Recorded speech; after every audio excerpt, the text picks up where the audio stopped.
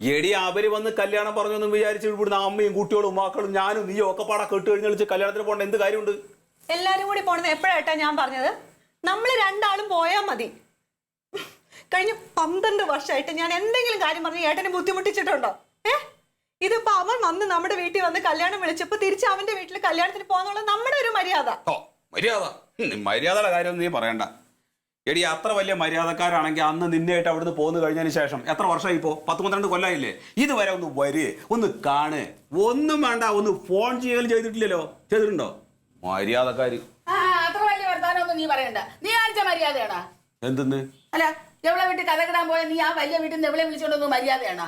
എന്റെ അമ്മ, ഇതൊക്കെ കഴിഞ്ഞു പോയ കാര്യങ്ങളല്ല, ഇതിപ്പോ പറയണതിനാണ്. കഴിഞ്ഞു പോയ കാര്യങ്ങള്. അല്ല, ഇത്രയും വിഷമിച്ചിട്ട് നീയോ എവളോ ഇന്ന് വരെ അവരുടെ വീട്ടിലൊന്നിനും പോയിട്ടില്ലല്ലോ. ഇപ്പൊ അവരൊരു കല്യാണം വിളിക്കാൻ വന്നത്. അപ്പൊ പോകട്ടെ, നിങ്ങളുടെ മര്യാദയാണ് അത്. അങ്ങനെ എങ്ങനെ പോയാൽ പോരെ? ഇവിടെ നല്ല അന്തസ്സായിട്ട് തന്നെ പറഞ്ഞു വിടുകയും വേണം. കുറഞ്ഞ ഒരു മോതിരമെങ്കിലും, ഒരു അരപ്പവന്റെ മോതിരമെങ്കിലും മാച്ച് കൊടുത്ത് വിടുകയും വേണം. എവിടുന്ന് മോതിരം വാങ്ങിക്കാനാണ്? എന്റെ കയ്യിൽ എവിടെ കാശ്? എന്റെ അടുത്താണ് ചോദിക്കുന്നത്. നീ ചെല്ലപ്പനാശാരിയുടെ മോനാണ്. ആ അന്തസ് നീ കാത്തു സൂക്ഷിക്കണം. എന്നാ നിങ്ങളൊരു കാര്യം ചെയ്യും, നേരെ ചെല്ലപ്പനാശ എടുത്ത് പോയിട്ട് ആ സ്വർണ്ണത്തിന്റെ പൈസ പിടിച്ചിട്ട് വരും. ഏതായാലും ജീവിച്ചിരിപ്പുണ്ടല്ലോ, ഒരു പ്രയോജനമില്ലാതെ. നീ എന്നെ കളിയാക്കിയാണെന്ന് എനിക്കറിയാം. എനിക്ക് അങ്ങോട്ട് പോകാനൊക്കത്തില്ലെന്ന് കരുതിയില്ലടാ നീ ഇമ്മാതിരി വർത്താനം എന്നോട് പറയുന്നത്. തുടങ്ങി ജീവിച്ചില്ല. ഞാൻ തീർത്തു പറയുക, ആ കൊച്ചനെ കുടുംബത്ത് വന്നാണ് കല്യാണം വിളിച്ചത്. ഞാനും കൂടെ ഉള്ളപ്പം എന്നെയും കൂടെയാണ് വിളിച്ചത്. ഞാൻ ജീവിച്ചിരിപ്പുണ്ടെന്ന് നീ ഓർമ്മിക്കണം.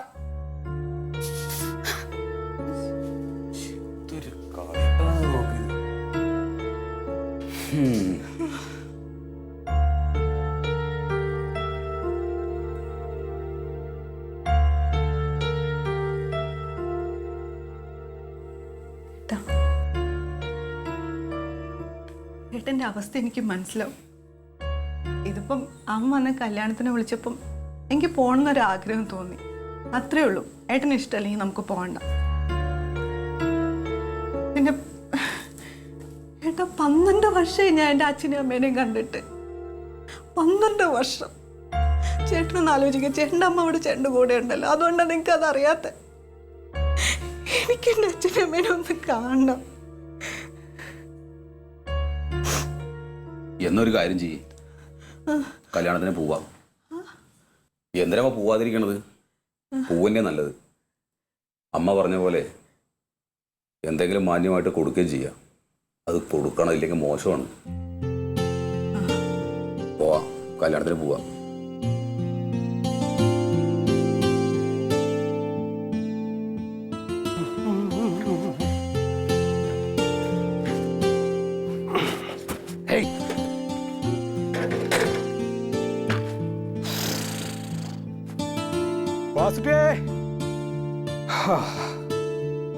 എടോ, എവിടെ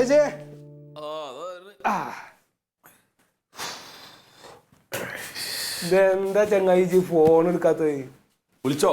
എത്ര നേരമായി വിളിക്കണേ? എപ്പോ വിളിച്ച്? ഞാൻ കൊറേ വിളിച്ചന്നെ. അതെ, ഫോണ് മല്ലിക കൊണ്ടുവരിക്കുന്നു. അത് ശരി. അപ്പൊ മല്ലികോടല്ലേ? മല്ലിക പടല്ല, മല്ലിക അമ്മയും കൂടി എന്തോ അമ്പലത്തിൽ സദ്യ ഉണ്ട് എന്നൊക്കെ പറഞ്ഞിട്ട് പോയി. പോയില്ലേ? ഞാൻ പണി ഉണ്ടായിരുന്നു, പോയി നോക്കി നോക്കുമ്പോ അത് ശരിയായില്ല. അപ്പൊ അങ്ങനെ തിരിച്ചു പോകുന്നു. ഇജ്ജൊന്ന് പട്ടിണിയാണല്ലോ. അത് കുഴപ്പമില്ല. അപ്പൊ ബാക്കിയുള്ളവർക്ക് ചായവെള്ളം കിട്ടുന്നില്ലാണ്ടായി. വേണമെങ്കിൽ വെക്കാം. വേണ്ടടാ, ഇജ്ജുണ്ടാക്കണ ചായ കുടിച്ചാ അതിന് നല്ല വല്ല മഴവെള്ളം കുടിക്കാം. അല്ലെങ്കിൽ വെക്കാടോ ഞാൻ. വേണ്ട. ഞാൻ വെറുതെ പറഞ്ഞ. പിന്നെ എന്തായി നിങ്ങളുടെ കല്യാണ കാര്യമൊക്കെ?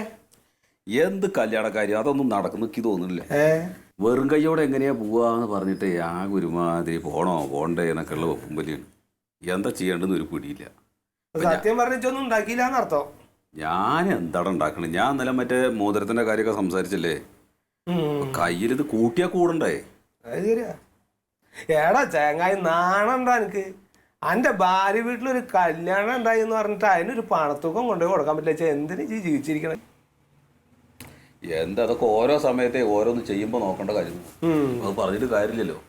ഇത് അവിടെ ഇരുന്നിട്ട് ഓളുടെ മുഖം അങ്ങനെ കൊത്തി ഉണ്ടാക്കിയപ്പോ ആലോചിച്ചില്ല അല്ലേ വിളിച്ചോണ്ടിരിപ്പോ? എന്നൊരു കാര്യം ചെയ്, ഇങ്ങനെ ഒരു സാധനം ഉണ്ടാക്കിണ്ട് ഞാൻ. അല്ല, എന്തിപ്പോ ഇവിടുന്ന് അതൊന്നും ജറേണ്ടോ ഇത് പിടിക്കണോ ചങ്ങായി. മുതലെങ്ങനെയുണ്ട് കൊഞ്ചില്ലേ? അല്ല ഇതിപ്പോ ഇതിന് ഒരുപാട് പൈസ ആവില്ലേ? ഞാൻ അന്ന് വന്ന് പറഞ്ഞു പോയപ്പോഴേ വല്ലാണ്ട് ഇറങ്ങറായി. ഞാനത് റസിയുടെ അടുത്ത് പറഞ്ഞു.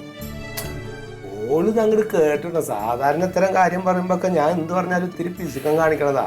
ഒന്നും തരില്ല. അങ്ങോട്ട് കേട്ടപ്പോ മൂപ്പരെ കണ്ണൊക്കെ അങ്ങോട്ട് നിറഞ്ഞ ആകപ്പാടെ ഓടി അങ്ങോട്ട് പോയിട്ട് മൂപ്പര പൊട്ടിയ പാള അവിടെ ഇരുന്നിരുന്നു. അവന്റെ അടുത്തുണ്ട് അത് കൊണ്ടുവന്ന് പറഞ്ഞു ഇതുകൊണ്ട് നിങ്ങൾ അത് കൊണ്ടുപോയിട്ട് എന്തെങ്കിലും ഒന്ന് അവൾക്ക് അടുക്കുന്നോ എന്നും വാന്ന് പറഞ്ഞു. അങ്ങനെ ഞങ്ങൾ രണ്ടാളും കൂടിയിട്ട് ഈ വള അവിടെ കൊണ്ടുപോയി ജ്വല്ലറിയിൽ കൊടുത്ത് അതൊരു പവന്റെ അടുക്കണ്ടായിരുന്നു. ഇതൊരു 3/4 പവുണ്ട്. എന്തിനാ ആരാണ് ഓളത് സന്തോഷത്തിലാന്നാണ്. പിന്നെ വേറെ കാര്യം ഇതിച്ചിപ്പോ കടം വീട്ടാനും നിക്കണ്ട. ഓള് ഞങ്ങളുടെ എന്റെ പെങ്ങളാണ്. ഞങ്ങളെ വകയായിട്ട് ഓൾക്കൊരു സമ്മാനം ഓളുടെ കുടുംബത്തിലൊരു കാര്യം നടക്കല്ലേ, അതിന് ഞങ്ങൾ തന്നാന്ന് അങ്ങനെ വിചാരിച്ചാണ്. ഇത് ജോസുട്ടടുത്ത് പറഞ്ഞിട്ടുണ്ടായി ഞാൻ. അപ്പൊ ഓത് കേട്ടപ്പോ വലിയ സന്തോഷമായി, വളരെ നന്നായി. ഇപ്പൊ ഇവൾക്ക് വല്ല ആഭരണങ്ങളോ കാര്യങ്ങളോ കല്യാണത്തിന് പോവാട്ടില്ല എന്നൊക്കെ അന്ന് പറഞ്ഞില്ല. അതൊന്നും വിഷമിക്കണ്ട, ജേസിയുടെ ഇഷ്ടം പോലെ സാധനം അവിടെ ഇരിക്കുകയാണ് ഇത്ര, അതൊക്കെ പാടെ എടുത്തോട്ടെ എന്ന് പറഞ്ഞു. അപ്പൊ നല്ല അവൾക്ക് മേക്കപ്പ് പറയാലോ, ആണീച്ച ഒരിക്കൽ നല്ല കല്യാണ പെണ്ണായിട്ട് അങ്ങോട്ട് ഇറക്കണം, നല്ല അന്തസ്സിലാ പോണം. പിന്നെ അങ്ങനെ പോട്ടെ, ഇജ്ജും കൂടി പോണം എന്റെ അഭിപ്രായം. ഞാൻ പോയ ശരിയല്ല, അത് നടക്കില്ല, അത് നടക്കില്ല. ഇങ്ങ് വേണ്ട, അവള് പോട്ടെ, അവള് പോട്ടെ, അത് പോട്ടെ. ഞാൻ അവളോട് അവള് നീ പോയാൽ മതി എന്നാ പറഞ്ഞു.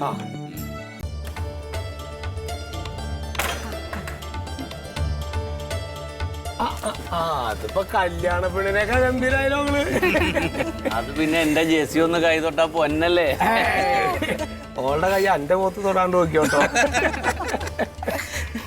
എന്നാ ഞാൻ പോയിട്ട് വരട്ടെ. ശരി ശരി. അല്ല ആഭരണം ഒന്നിട്ടില്ലേ? വേറെ വേണ്ട, ഞാൻ അങ്ങോട്ട് കൊടുത്തതാ. അപ്പൊ അവർക്ക് സിമ്പിൾ ആയിട്ട് പോയാ മതി.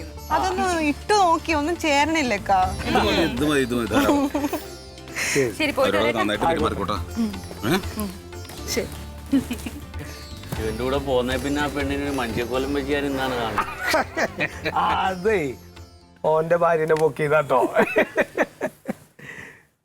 ഇതിലാവട്ടോ ഇങ്ങനെയൊക്കെ ആയി തീർന്നല്ലോ. അല്ല അത് അവരെ തന്നെ കേട്ടോ സമ്മതിക്കേണ്ടത്. എന്താ അറിയോ, ഇതുപോലെയൊക്കെയുള്ള ചില സന്ദർഭങ്ങൾ വരുമ്പോഴാ നമ്മുടെയൊക്കെ ഒരു അവസ്ഥ ആലോചിച്ച് പോണത്. അല്ല കല്യാണം കഴിഞ്ഞിട്ട് 10-12 വർഷമായി, ഇന്ന് വരെ ഒരു തരിമ്പ് സ്വർണ്ണം എടുത്ത് കൊടുക്കാൻ എനിക്ക് പറ്റിയിട്ടില്ല. മാത്രമല്ല അവളുടെ ദേഹത്തൊക്കെ അത്യാവശ്യം സാധനങ്ങൾ ഉണ്ടായിരുന്നു സ്വർണത്തിൻ്റെ, ഒക്കെ ഓരോരോ ആവശ്യങ്ങൾ വരുമ്പോൾ എടുത്തങ്ങ് ചിലവാക്കി. എന്തെങ്കിലും ഒരു മിന്നെടുത്ത് കൊടുക്കണം എന്നൊക്കെ പലപ്പോഴും വിചാരിക്കും. നടക്കണ്ടേ, കൂട്ടിയാൽ കൂടുന്നില്ല.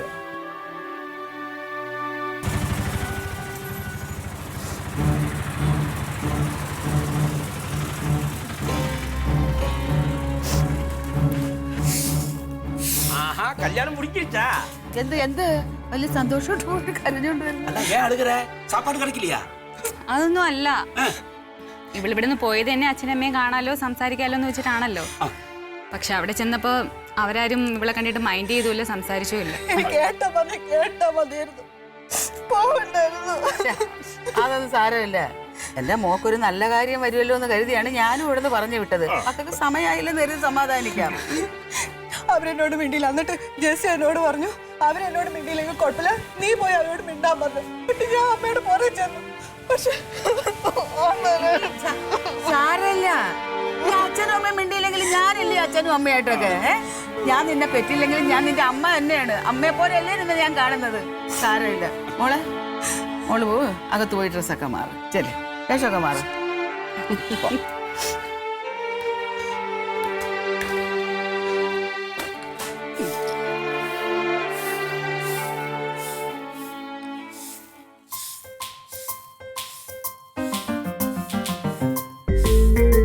மல்லிகை பாவம் அழுகுது, போய் அழுக வேண்டாம்னு சொல்லு.